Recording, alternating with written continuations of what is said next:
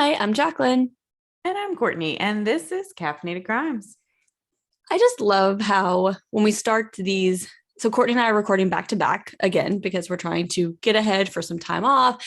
And we start these and we're like, we have nothing to talk about. And then we proceed to find things to talk about. And also, Courtney and I are now 10 minutes into our second Zoom call of the day after we Yep. talked before our episode, during our episode, after the episode. Then we started a new Zoom call to start the new recording, and we still spent 10 minutes talking before we got into this episode. So clearly, we'll never run out of things to say. We'll never run out of things to say, but we might run out of things that interest you. Not interest True. ourselves, but interest you, listener. Yes. Um, but yeah, it's one of those things. Yeah, I think we could just yabba all Yeah. day long. Like I looked at the time and I'm like, how has this Zoom call been 10 minutes? Like we just got off of an hour and a half Zoom call. Yeah. So we always have a lot to say. Courtney and I also text all day, every day. To the point where if it's like, oh, if we haven't talked to each other all day and it's like 4 p.m, and it's like, hey, what you doing? you still alive? I actually just saw on my Facebook memories a few days ago, where I don't know, 8 years ago, 7 years ago, I don't fucking know, a long ass time ago, like you wrote on my wall, like, it's 4 p.m. and I haven't heard from you today. Are you alive? That's so funny. I know. So I actually just saw that. I can't remember what day it was, Wow. but it was a few days ago on my memories. And I was like, oh my gosh, this is still so accurate.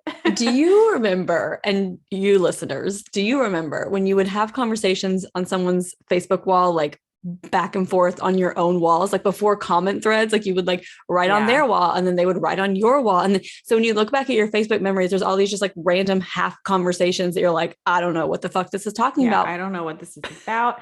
And then also, even when like the thread came in, like people will have deleted their Facebook. So you're just having a conversation with Yes. yourself. And I'm like, I don't Mm-hmm. know who I was talking to. Like, Yeah. who was I trying to contact? No clue. Yeah. Yeah. So it's pretty Facebook interesting. has come a long way, you know? Yeah. Do Remember you remember poking also people? when you used to, I do remember poking people. Do you also remember when you could get before there was like an app, there wasn't an Mhm. app yet. So you would get like the text messages about what Yes. people would like, oh, so and so commented, and you could like Hmm. reply, and it would be like replied from iPhone and stuff like that. Yes. I remember that. There was something else. Also, I just want to say I kind of miss the old school Facebook games like Farmville. Don't really feel True. like there's a good equivalent now of like Farmville. Like, But I just think that also, was the best day of social media. I'm really glad there are no more Farmville requests every time I log into Facebook because I mean, that got that's really true too. annoying. But yeah, Farmville Well, was you know what? entertaining. You know what I did? I had an easy solution for that. I made fake Facebook profiles that I could send my Farmville requests to so I didn't have to annoy people. And they still pop up sometimes. Me and my sister had one called Riley Todd because that was our cat and our dog's name. Um, and so we would just create these fake profiles so that we didn't have to be embarrassing and Oh, send requests to random people for it. that's great. But this also might just be just as embarrassing. But you know what? At least we weren't bugging people. You That's know? true. That's true. That's true. At least I didn't get mad at Courtney's Farmville requests Mm-mm. but I remember we used to poke each other a lot. I remember logging in, you like Mm-hmm. go back and poke back everyone that You'd poked have to be you. like And poke back, poke back, poke back. yeah, And then you get that random poke from someone and you're like, why are you're you like, poking me? oh, Don't poke me. yeah. Oh, Oh. cancel. I ain't poking you back. You keep that poke to Yeah. yourself. And another thing I see a lot is those like truth is, or Mm-hmm. oh, I'm being, like, oh, if you comment, I'll go and comment on your wall the truth I feel about you. And every single one I read, I'm like, this ain't the fucking truth. Y'all probably fucking Mm-mm. hated me. These Yeah, random ass right. people. I'm like, everyone always is so kind with, and or the one where it's like, oh, do like a like, a dislike, a this, and the dislike is like, oh, I wish we knew each other better. Oh, I wish we spent more time Yeah. together. Oh no, there's plenty to dislike about me, honey. You can tell me what it is. Yeah, It's you all can tell good. me. Oh, well, maybe we should do Well, one of those for the pod. Let us know what you like, what you dislike, what you yes, that would be so funny. Oh, and come I up with also something for remember I'm going to our. bring it back to MySpace when you used to do the Yes. MySpace surveys, which people are trying Mm-hmm. to do on Facebook now. And I'm like, can we not? Yeah. Can we It's. not? I You feel like were that day. 32 years old. we don't need to be doing this anymore. I mean, if it was like a 16-year-old doing a survey kind of thing, that's fine. I was there too. But like people who are my age, I'm like, let's not do this like answer these questions survey. Like, no, thank you. I don't need to know the last thing you drank or the last time you cried or, you know. Yeah, no, I'm good. I'm good. Thanks. Anyway, so we talked about how we didn't know what we were going to talk about at the beginning of this episode. And here we go. We got you a whole 6 minutes on Facebook.com. You are welcome, Mark Zuckerberg. So we're just going to jump into today's episode. So our sources are a Forensic Files episode, that's season 12, episode 1, Sharper Image. A few articles from TampaBay.com, a Pump Free Law website, and a St. Petersburg Times article. So Karen Ferger was a single mother who was trying to make ends meet for her children. So she did work a night shift at a food processing plant, and she hired an acquaintance, Jack Hubble, as a live-in babysitter. So on October 3rd, 1997, in Blanton, Florida, Jack Hubble and his wife woke up and realized 9-year-old Shara Ferger was missing. So the Hubbles contacted a few neighborhood friends and started searching for her to see if, like, is she still in the neighborhood? Like, where did she go? And Karen said that she was scared and nervous, and she just had this like gut instinct, like something happened to her. She was like, I don't know if it's, I see this a lot with like moms, especially with like their children. They're like, I just had a feeling like something happened. So at 3:30 that afternoon, they did find Shara in a field about 300 yards from the residence. She'd been reportedly stabbed and left for dead out in the field. So Karen actually tried to jump the fence to get to her, but like cops had to hold her back. She was like, I just need to be to my baby. And then she said she saw the paramedics come and they didn't like rush and get out of the ambulance quickly. And she was like, I knew that Shara was gone. Like when I saw the ambulance pull up and they're not like trying to like save her, like I knew that she was dead. Oh God, that's awful. I know.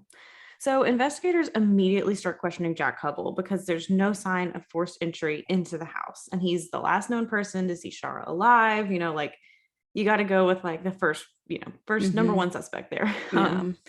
So he said the night before, Shara and her brother Joseph had fallen asleep on the sofa while watching television. So he turned off the TV, covered them up, and went to bed and was like, you guys just stay here on the couch. Like, I'm not going to wake you up. Like, you're fine. So later, Joseph came into his bedroom frightened. Joseph said he heard noises and kind of like pots and pans rattling in the kitchen, and it really startled him. So Jack didn't really ask too many questions and was like, you know, you're a young kid, like you get startled, like, come on, just crawl into bed with us. You can sleep here. Like, it's fine. And Joseph said Shara was still asleep when Joseph went into the Hubble's bedroom. So Karen was kind of suspicious of Jack, but she also didn't want to believe that Jack had anything to do with Shara's murder because like she had hired him as like live-in babysitter, like he was with her kids all the time. So Karen wasn't even really sure if he was like capable. So again, there was no sign of forced entry, so investigators believe that whoever came into the house like had to have known some way to enter the residence without like breaking a window or breaking the door. And Jack's behavior in the 24 hours before Shara's death was also a little troubling. So the night before, Jack went into Crystal, who's Shara's older sister and Karen's oldest daughter's window, and tried to climb through it.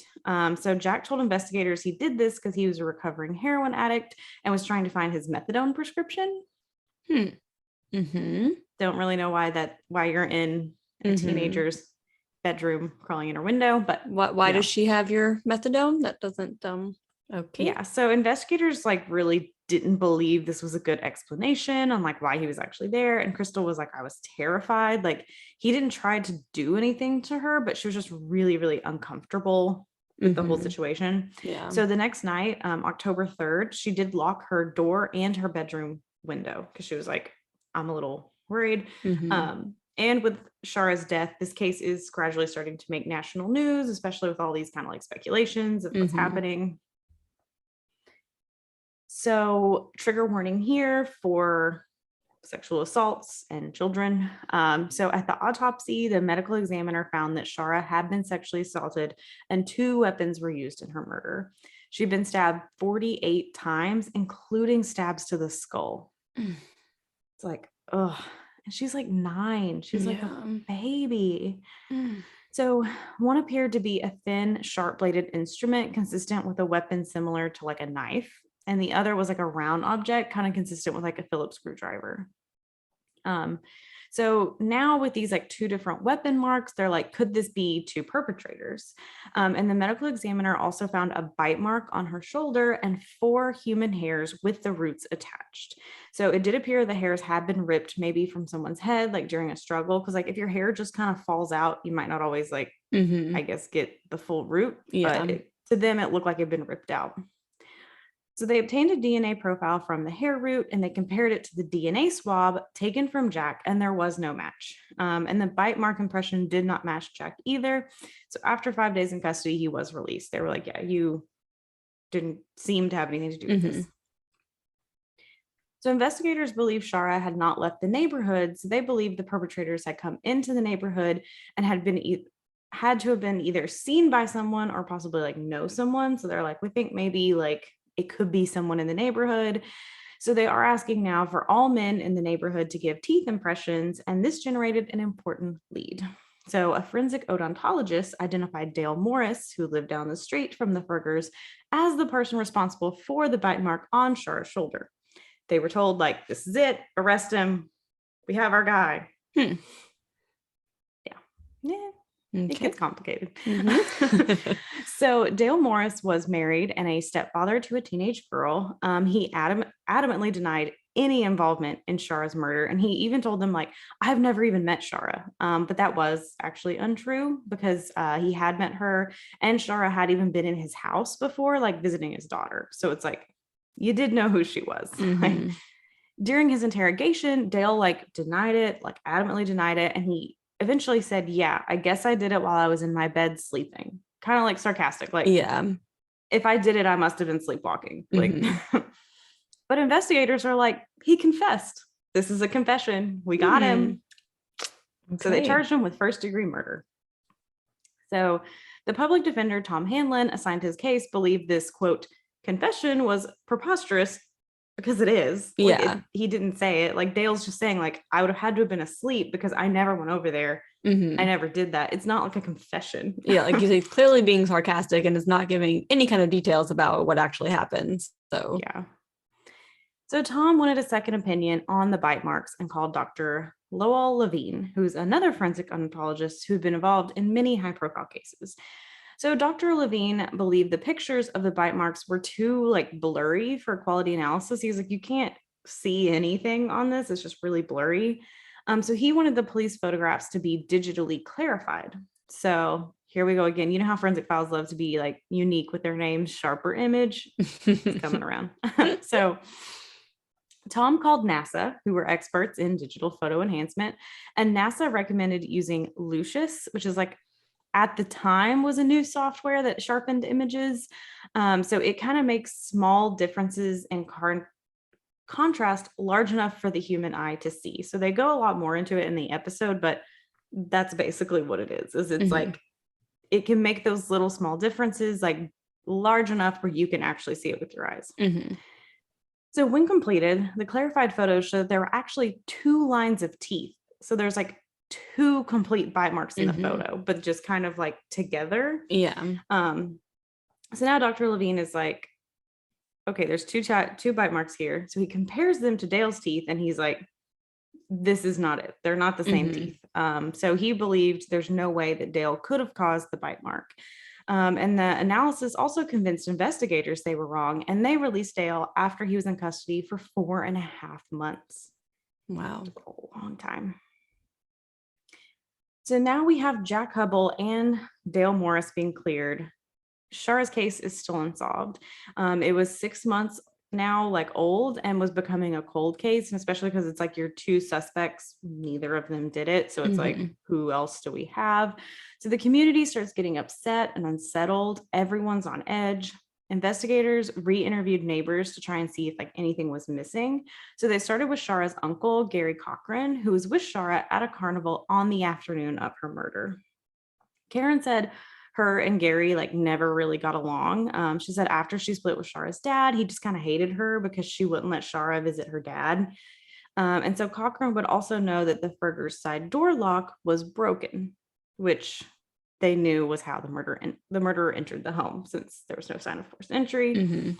So Cochran said he had an alibi. However, he was like, I was out drinking. I wasn't even in the area. And he ended up like partying with some other people. But investigators found his alibi wasn't exactly the truth. And Cochran willingly provided a DNA sample, but that did not match the hair from the crime scene. So investigators also found that Cochran had spent time in jail for a drug-related offense and developed a reputation for some odd behavior. Inmates in jail said that he had bitten at least 6 other inmates while he was in jail with them.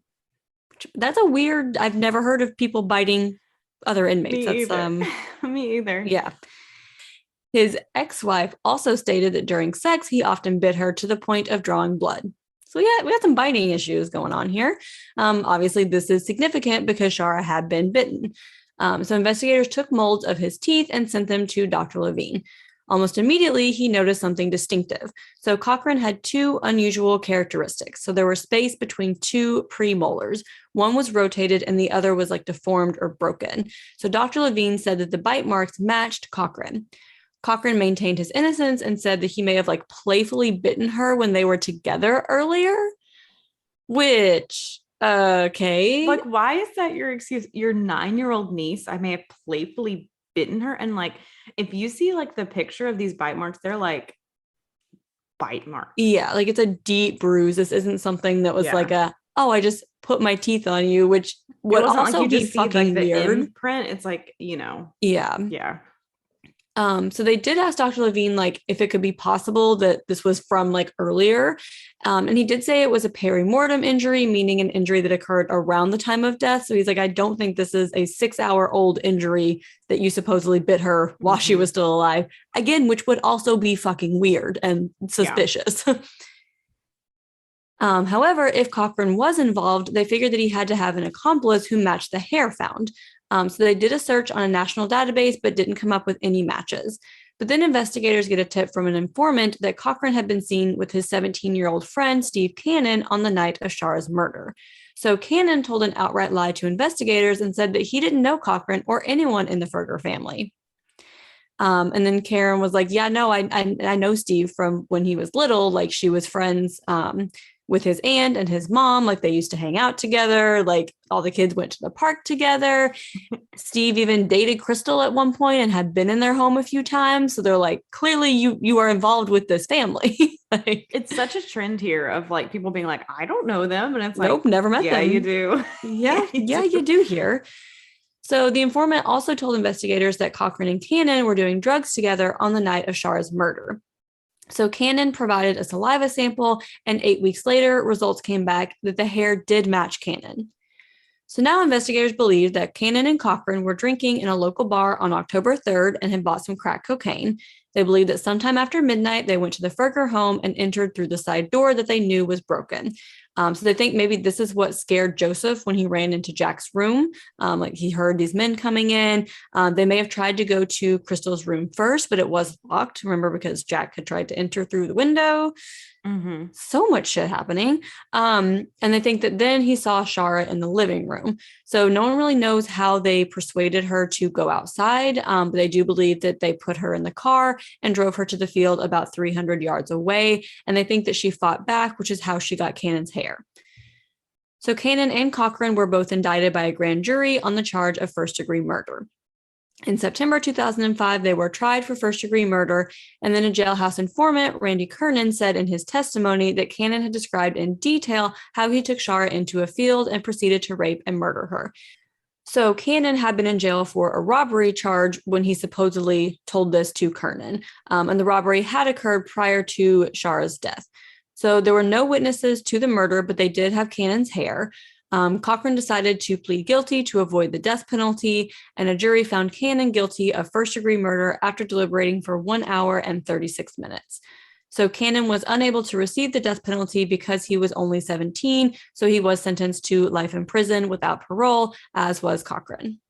So in 2012, the Supreme Court reopened cases that they believed would be available for resentencing, and this included Cannon's case.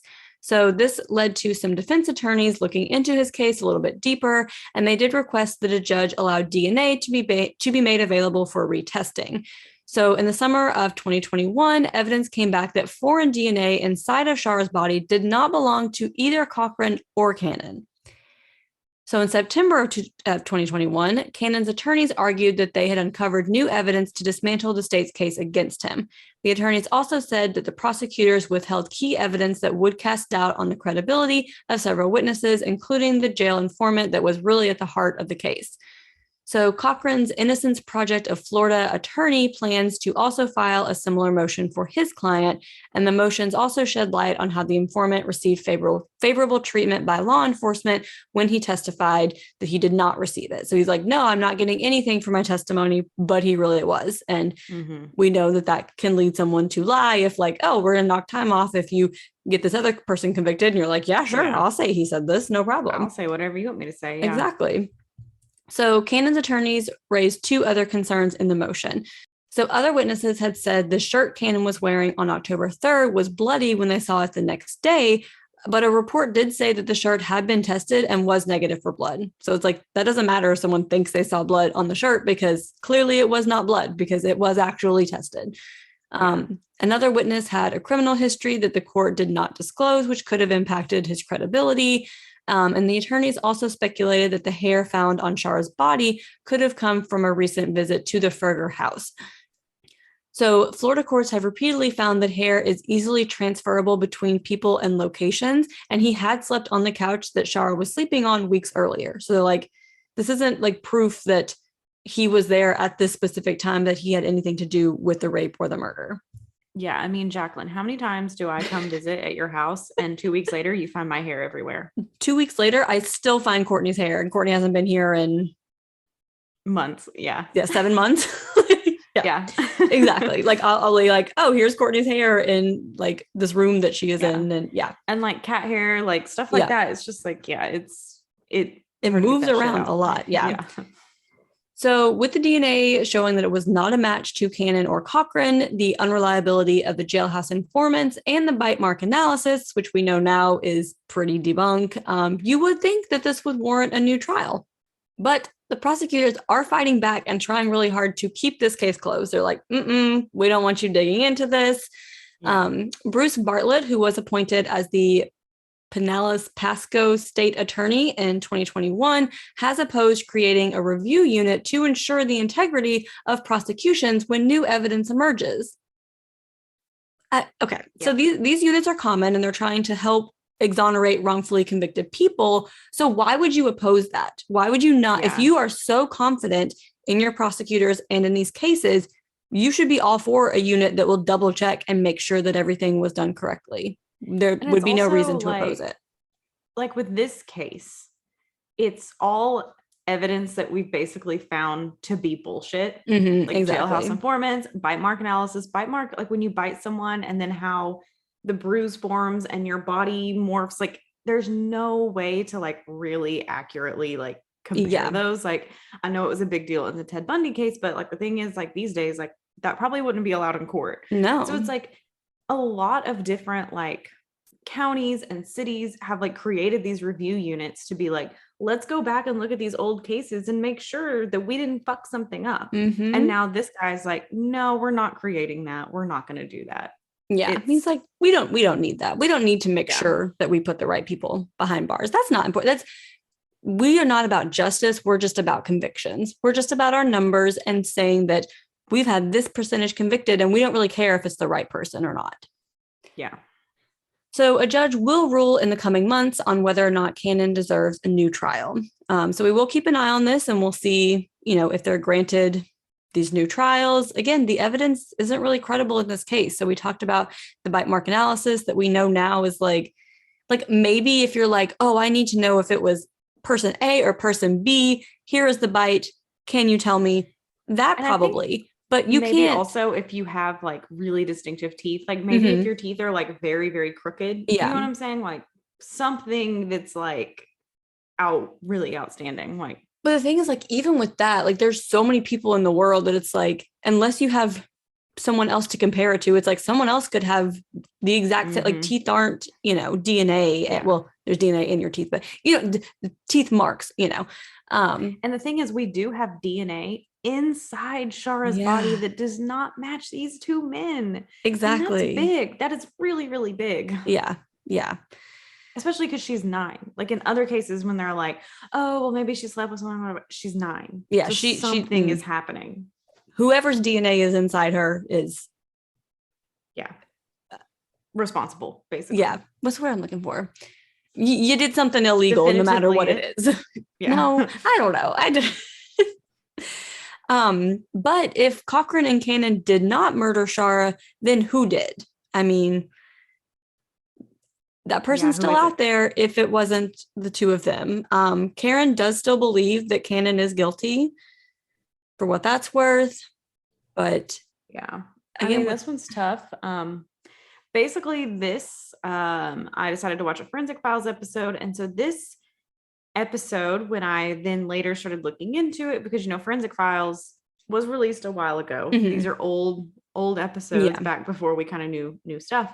But, a lot of times Forensic Files are like, here's how it happened. They are guilty. End of story. Yeah. So when I finished the episode, I was looking it up and see all this doubt. So this is going to start a series of Forensic File episodes that maybe aren't as clear cut as they seem. Mm-hmm. So you might see a few of those coming up in future episodes. If you know of an episode in a case, send it to us, because I love a Forensic Files episode. But I think that's the thing too. I mean, even like last week when we were talking about Kitty Genovese and like information's out there and never gets like redacted or corrected. It's like, if you watch this Forensic Files episode, you're like, yeah, clear cut. These people did it. Yep. Awesome. Thank you.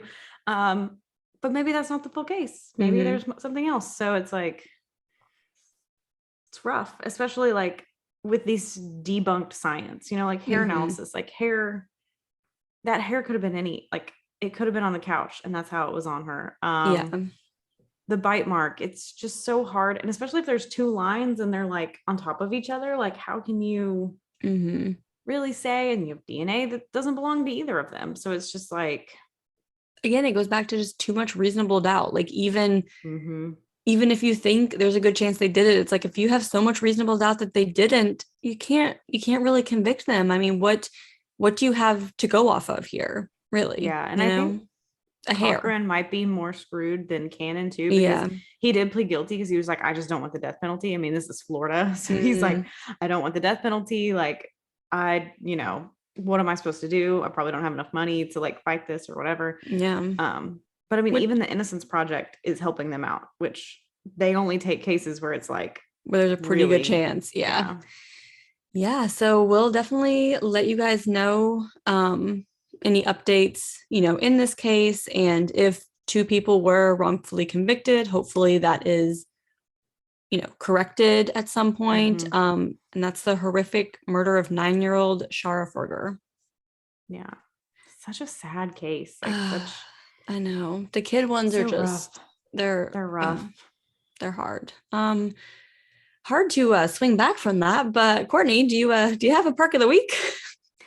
I do. So if you listen to last week's episode, we're back-to-back recording, and that during that episode, Kevin scared the bejesus out of me, but he brought me coffee, so it's worth it. And I will say, this coffee it's a 10 out of 10. Sometimes good. Duncan gets it wrong. Yeah. Duncan got it 100% right this time. You go, and Duncan. This coffee, you know what? For all my ASMR people, here you go. Please.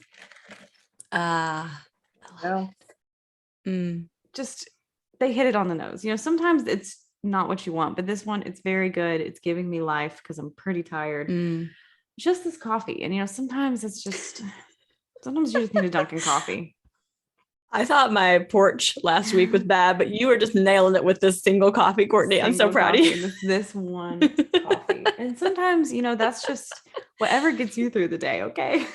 But I did see, 100%. I saw this TikTok where this guy was like, anytime you get a Dunkin', like it's like a Russian roulette. It's like, it's either going to be the best coffee of your life or the worst coffee. And that will determine your day. It was like the bones or no bones before it became popular, like, how's my Dunkin' today? Is it going to be a good day or a bad day? So hopefully this means it's a good day. So I also got a coffee this morning for my significant other because he ran some errands with the baby while I cleaned the house, and then he brought me a coffee home. So it was like a win-win-win, nice. Yeah. So that's my perk of the week. It's not like super flashy, exciting, but coffee inspired the name of this podcast. So, it's a big deal to us. That is why you're looking at that beautiful logo that Courtney's sister created with our name. Right on it. Yeah, that's what a logo is. Yep. Okay, Jaclyn, what is your perk of the week? So my perk of the week is that my father-in-law is currently on his way here from Tennessee to watch our baby this week because, of course, I have my first in-person work event since March of 2020. This is a huge first one. I don't know what the hell to wear. Are my clothes even still fashionable from 2 years ago? I don't know. Anyway, but I have that coming up this week. So I was like, cool, gonna let Andrew know he's gonna have to take the day off work to keep the baby because, I keep her and work from home at the same time. Well, of course, my husband is now going to be not now, this was 2 months ago when we discovered this, but was going to be out of town those same days at a work meeting. So I was like, okay, I don't know what to do with this kid. And thankfully, my father-in-law is retired and willing to drive 500 miles to babysit for the day and then go back home. So that's dedication. Yes. So that is my perk of the week, is that he is coming in, Pappy coming in to save the day.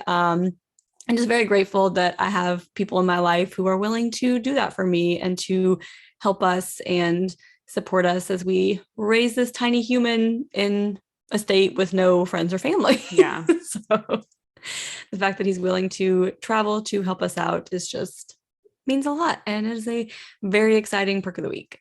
Yeah, that is exciting. It's always fun getting to see family you don't see often too. Like my perk of the week last week, that kind of came off wrong at the beginning, but you turned it around. I turned it around. That's the thing. It's my coffee just because I'm so sad they're gone. So, but at least I'll see them semi soon. But seeing family is always fun.